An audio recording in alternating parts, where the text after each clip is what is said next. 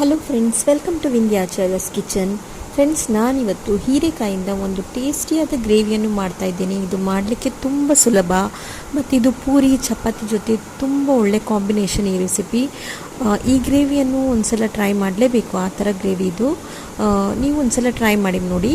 ಈಗ ಈ ಟೇಸ್ಟಿಯಾದ ಗ್ರೇವಿಯನ್ನು ಹೇಗೆ ಮಾಡೋದಂತ ನೋಡ್ಕೊಂಡು ಬರುವ. ಅದಕ್ಕಿಂತ ಮೊದಲು ನೀವು ನನ್ನ ಚಾನಲ್ಗೆ ಹೊಸಬರಾಗಿದ್ದರೆ ಚಾನಲನ್ನು ಸಬ್ಸ್ಕ್ರೈಬ್ ಮಾಡದೆ ನೋಡ್ತಾ ಇದ್ದರೆ ಪ್ಲೀಸ್ ಚಾನಲನ್ನು ಸಬ್ಸ್ಕ್ರೈಬ್ ಮಾಡಿ. Hello friends, welcome to Vindhyacharya's kitchen. Friends, ನಾನಿವತ್ತು ಹೀರೆಕಾಯಿಂದ ಒಂದು ಟೇಸ್ಟಿಯಾದ ಗ್ರೇವಿಯನ್ನು ಮಾಡ್ತಾಯಿದ್ದೇನೆ. ಇದಕ್ಕೆ ನಾನು ಫಸ್ಟ್ ಹೀರೆಕಾಯಿ ನಾರನ್ನೆಲ್ಲ ತೆಗೆದುಕೊಂಡು ಚೆನ್ನಾಗಿ ನೀರಲ್ಲಿ ವಾಶ್ ಮಾಡಿಟ್ಕೊಂಡಿದ್ದೇನೆ. ಈಗ ಇದನ್ನೆಲ್ಲ ಒಂದು ಪ್ಲೇಟಿಗೆ ತೆಗೆದುಕೊಳ್ತೇನೆ.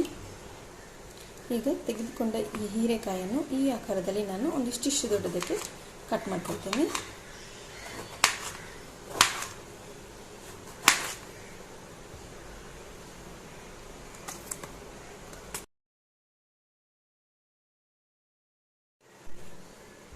ಈಗ ಕಟ್ ಮಾಡಿ ಇಟ್ಕೊಂಡ ಹೀರೆಕಾಯಿಗೆಲ್ಲ ಈ ಥರ ಇಲ್ಲಿ ನಾನು ಇದಕ್ಕೆಲ್ಲ ಈ ಥರ ಕಟ್ ಹಾಕೊಳ್ತೇನೆ. ಫುಲ್ಲಲ್ಲ, ಬರೀ ಇಷ್ಟು ಅರ್ಧದವರೆಗೆ ಹಾಕೊಂಡ್ರೆ ಸಾಕು. ಈ ಥರ ಎಲ್ಲ ಹೀರೆಕಾಯಿಗೆ ಕಟ್ ಹಾಕ್ಕೊಂಡಿದ್ದೇನೆ. ಇಲ್ಲಿ ನಾನು ಸ್ವಲ್ಪ ಹುರುಗಡ್ಲೆಯನ್ನು ತಗೊಂಡಿದ್ದೇನೆ. ನೆಲಗಡಲೆ ಬೇಕಾದರೆ ತಗೊಳ್ಬೋದು, ಇದರ ಬದಲು ನಾನು ಇಲ್ಲಿ ಹುರುಗಡ್ಲೆಯನ್ನು ತಗೊಂಡಿದ್ದೇನೆ. ಮತ್ತು ಒಂದು 3 ಟೇಬಲ್ ಸ್ಪೂನ್ನಷ್ಟು ಎಳ್ಳು, ಸ್ವಲ್ಪ ತೆಂಗಿನಕಾಯಿ, ಮತ್ತು ಒಂಚೂರು ಹುಳಿ, ಮತ್ತು ಒಂದು 6 ಹಸಿಮೆಣಸಿನ್ಕಾಯಿ ತಗೊಂಡಿದ್ದೇನೆ. ಖಾರ ಇದ್ದರೆ ಸ್ವಲ್ಪ ಕಡಿಮೆ ತಗೊಳ್ಬೋದು. ಇದರಲ್ಲಿ ನಾವು ಬೇರೆ ಖಾರವನ್ನು ಯೂಸ್ ಮಾಡ್ಕೊಳ್ತಾ ಇಲ್ಲ, ಅದರಿಂದ ಒಂದು 6 ಹಸಿಮೆಣಸಿನ್ಕಾಯಿ ತಗೊಂಡಿದ್ದೇನೆ.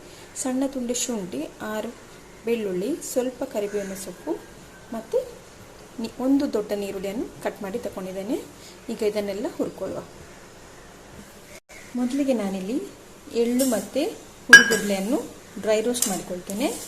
ಎಣ್ಣೆ ಹಾಕ್ಕೊಳ್ತಾ ಇಲ್ಲ, ಹಾಗೆ ಸ್ವಲ್ಪ ರೋಸ್ಟ್ ಮಾಡಿಕೊಳ್ತೇನೆ.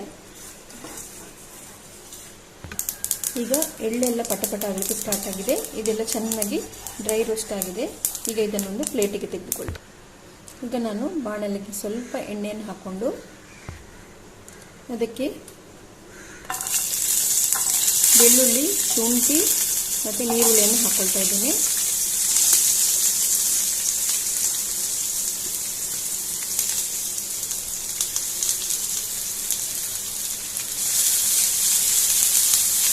ಇದರೊಟ್ಟಿಗೆ ನಾನು ತೆಂಗಿನಕಾಯಿ ಮತ್ತು ಹಸಿಮೆಣಸಿನಕಾಯಿಯನ್ನು ಹಾಕ್ಕೊಳ್ತೇನೆ. ಮತ್ತು ಸ್ವಲ್ಪ ಕರಿಬೇವಿನ ಸೊಪ್ಪನ್ನು ಹಾಕ್ಕೊಂಡು ಸ್ವಲ್ಪ ಫ್ರೈ ಆಗುವವರೆಗೆ, ಅಂದರೆ ಸ್ವಲ್ಪ ನೀರುಳ್ಳಿಯೆಲ್ಲ ಸ್ವಲ್ಪ ಪಿಂಕ್ ಆಗುವವರೆಗೆ ಇದನ್ನು ಫ್ರೈ ಮಾಡಿಕೊಳ್ತೇನೆ. ಈಗ ಇದೆಲ್ಲ ಹಸಿ ಸ್ಮೆಲ್ ಹೋಗುವವರೆಗೆ ಚೆನ್ನಾಗಿ ಫ್ರೈ ಆಗಿದೆ. ಗ್ಯಾಸನ್ನು ಆಫ್ ಮಾಡಿಕೊಳ್ತೇನೆ.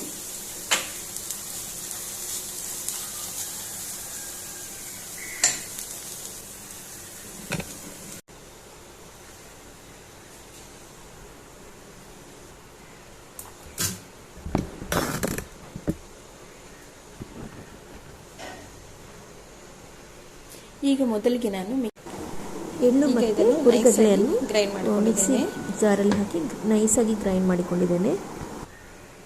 ಈಗ ಇನ್ನೊಂದು ಮಿಕ್ಸಿ ಜಾರಿಗೆ ಅಥವಾ ಅದೇ ಮಿಕ್ಸಿ ಜಾರಲ್ಲಿ ಇನ್ನೊಂದು ನಾವು ಹುರಿದುಕೊಂಡ ನೀರುಳ್ಳಿ, ಹಸಿಮೆಣಸಿನಕಾಯಿ, ತೆಂಗಿನಕಾಯಿನೆಲ್ಲ ಹಾಕ್ಕೊಂಡು ನೈಸಾಗಿ ಗ್ರೈಂಡ್ ಮಾಡ್ಕೊಳ್ತೇನೆ. ಇದಕ್ಕೆ ಸ್ವಲ್ಪ ಹುಳಿ ನೀರನ್ನು ಹಾಕ್ಕೊಳ್ತಾ ಇದ್ದೇನೆ ಮತ್ತು ಸ್ವಲ್ಪ ಕೊತ್ತಂಬರಿ ಸೊಪ್ಪನ್ನು ಹಾಕ್ಕೊಳ್ತಾ ಇದ್ದೇನೆ. ಈಗ ಇದನ್ನು ನೀರು ಹಾಕೊಳ್ಳದೆ ನೈಸಾಗಿ ಗ್ರೈಂಡ್ ಮಾಡಿಕೊಳ್ತೇನೆ. ಇದನ್ನು ಗ್ರೈಂಡ್ ಮಾಡಿಕೊಂಡಿದ್ದೇನೆ. ಈಗ ಇದಕ್ಕೆ ಎಳ್ಳು ಮತ್ತು ಹುರಿಕಡಲೆ ಪೌಡರನ್ನು ಹಾಕ್ಕೊಳ್ತಾ ಇದ್ದೇನೆ.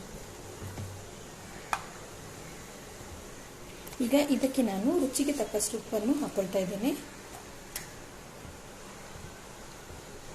ಮತ್ತೊಂದು 1/4 ಸ್ಪೂನ್ನಷ್ಟು ಹಳದಿ ಪೌಡರನ್ನು ಹಾಕ್ಕೊಂಡು ಇನ್ನೊಂದು 2 ಸೆಕೆಂಡ್ ಇದೆಲ್ಲ ಮಿಕ್ಸ್ ಆಗುವಾಗೆ ಗ್ರೈಂಡ್ ಮಾಡ್ಕೊಳ್ತೇನೆ. ಇದು ಚೆನ್ನಾಗಿ ಮಿಕ್ಸ್ ಆಗಿದೆ. ಈಗ ಇದನ್ನೊಂದು ಪಾತ್ರೆಗೆ ತೆಗೆದುಕೊಳ್ತೇನೆ. ಈಗ ಹೀಗೆ ತೆಗೆದುಕೊಂಡ ಮಸಾಲವನ್ನು ನಾನು ಈ ಹೀರೆಕಾಯಿಯ ಒಳಗೆ ಸ್ಟಫ್ ಮಾಡಿಕೊಂಡು ಹೋಗ್ತೇನೆ. ಎಷ್ಟಾಗ್ತದೆ ಅಷ್ಟು ಸ್ಟಫ್ ಮಾಡಿಕೊಂಡ್ರೆ ಆಯ್ತು. ಈ ಥರ ತುಂಬಿಸ್ಕೊಂಡು ಹೋಗ್ತೇನೆ. ಈ ಥರ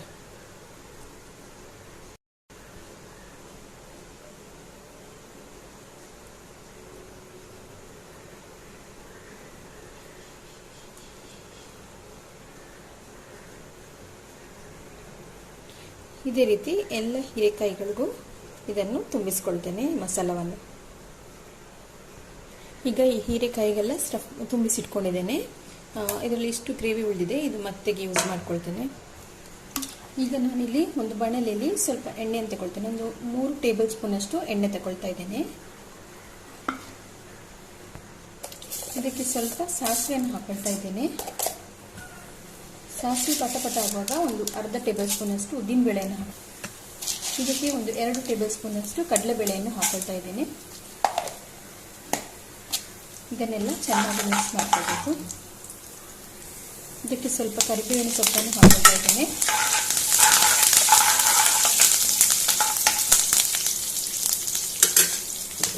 ಈಗ ಇದಕ್ಕೆ ರೆಡಿ ಮಾಡಿಟ್ಟುಕೊಂಡ ಹೀರೆಕಾಯಿಯ ಮಿಶ್ರಣವನ್ನು ಹಾಕೊಳ್ತಾ ಇದ್ದೇನೆ.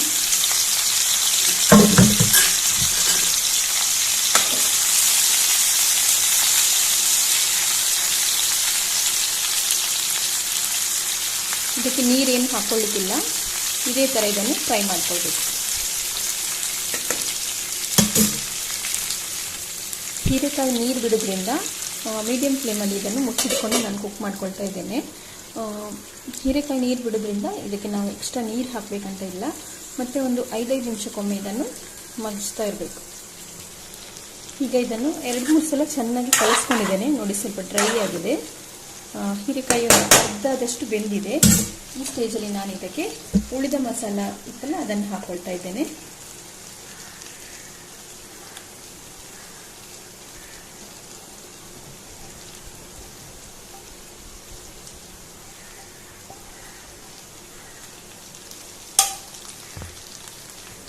ಮತ್ತು ಮಿಕ್ಸಿ ಜಾರಿಗೆ ಸ್ವಲ್ಪ ನೀರನ್ನು ಹಾಕ್ಕೊಂಡು ಇದಕ್ಕೆ ಹಾಕ್ಕೊಂಡು ಚೆನ್ನಾಗಿ ಹೀರೆಕಾಯಿ ಎಲ್ಲ ಬೇಯುವವರೆಗೆ ಇದನ್ನು ಚೆನ್ನಾಗಿ ಕುಕ್ ಮಾಡಿಕೊಳ್ತೇನೆ.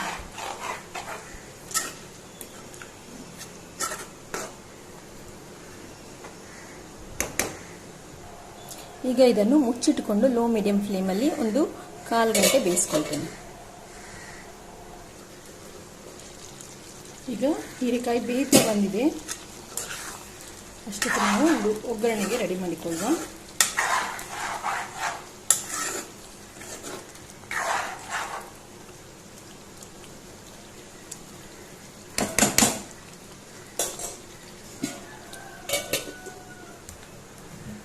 ನಾನಿಲ್ಲಿ ಒಂದು ಒಗ್ಗರಣೆ ಬಾಣಲೆಗೆ ಎಣ್ಣೆ ಹಾಕೊಂಡಿದ್ದೇನೆ. ಇದಕ್ಕೆ ಸ್ವಲ್ಪವೇ ಸ್ವಲ್ಪ ಚಿಲ್ಲಿ ಪೌಡರು ಮತ್ತು ಸ್ವಲ್ಪ ಕೊತ್ತಂಬರಿ ಪೌಡರ್, ಸ್ವಲ್ಪ ಜೀರಿಗೆ ಪೌಡರನ್ನು ಹಾಕೊಳ್ತಾ ಇದ್ದೇನೆ.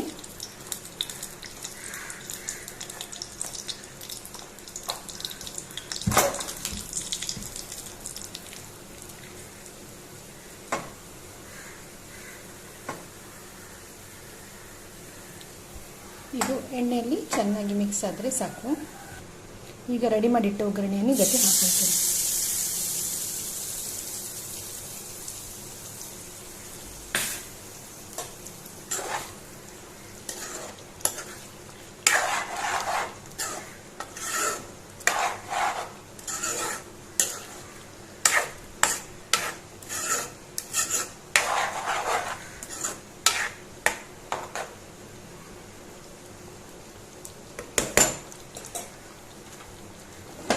ಹೀರೆಕಾಯಿಯ ಸ್ಪೆಷಲ್ ಗ್ರೇವಿ ರೆಡಿಯಾಗಿದೆ.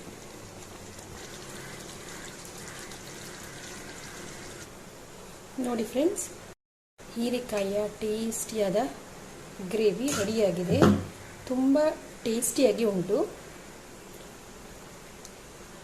ನೀವು ಒಂದ್ಸಲ ಟ್ರೈ ಮಾಡಿ.